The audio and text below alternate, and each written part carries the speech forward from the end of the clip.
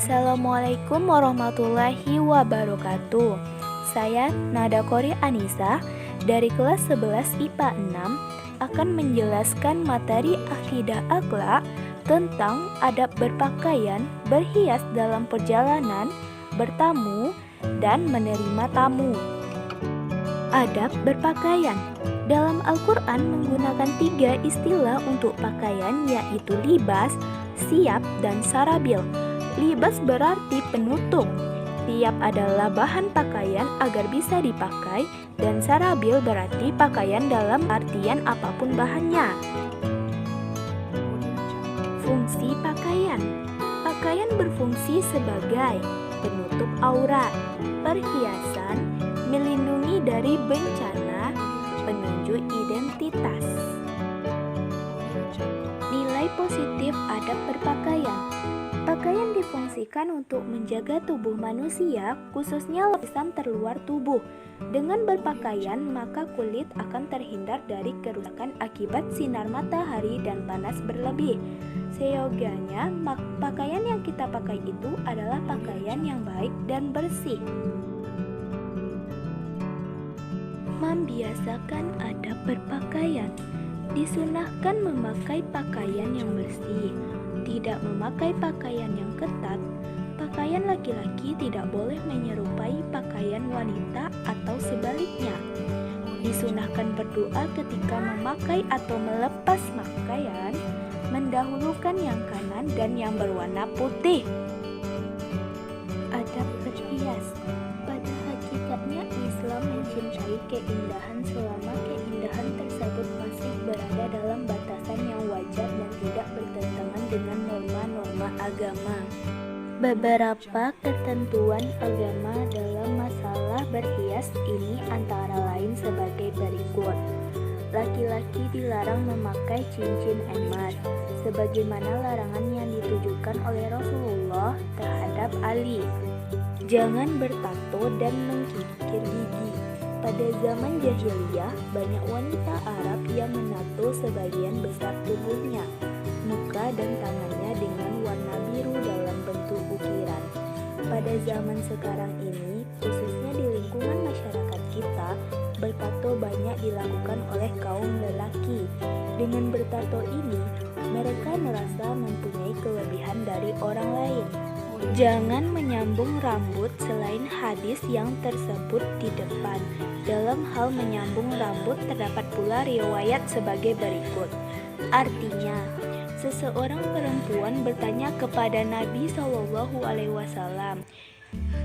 "Ya Rasulullah, sesungguhnya anak saya tertimpa suatu penyakit sehingga rontok rambutnya, dan saya ingin menikahkan dia.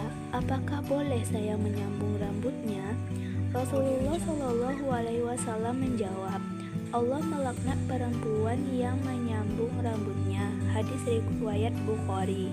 Jangan berlebih-lebihan dalam berhias. Berlebih-lebihan ialah melewati batas yang wajar dalam menikmati yang halal. Berhias secara berlebih-lebihan cenderung kepada sombong dan bermegah-megahan yang sangat tercela dalam Islam. Adab berpakaian. Sebagai muslim, tidaklah dilarang bepergian meninggalkan rumah untuk tujuan baik serta pada jalan yang benar, sesuai dengan yang telah dicontohkan oleh Rasulullah SAW. Orang berpergian hendaknya memiliki tujuan yang pasti. Hal ini yang di dalam Islam adalah termasuk tabzir.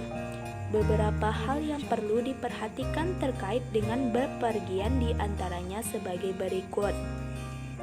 Rencanakan tempat dan hal apa saja yang diperlukan selama di perjalanan.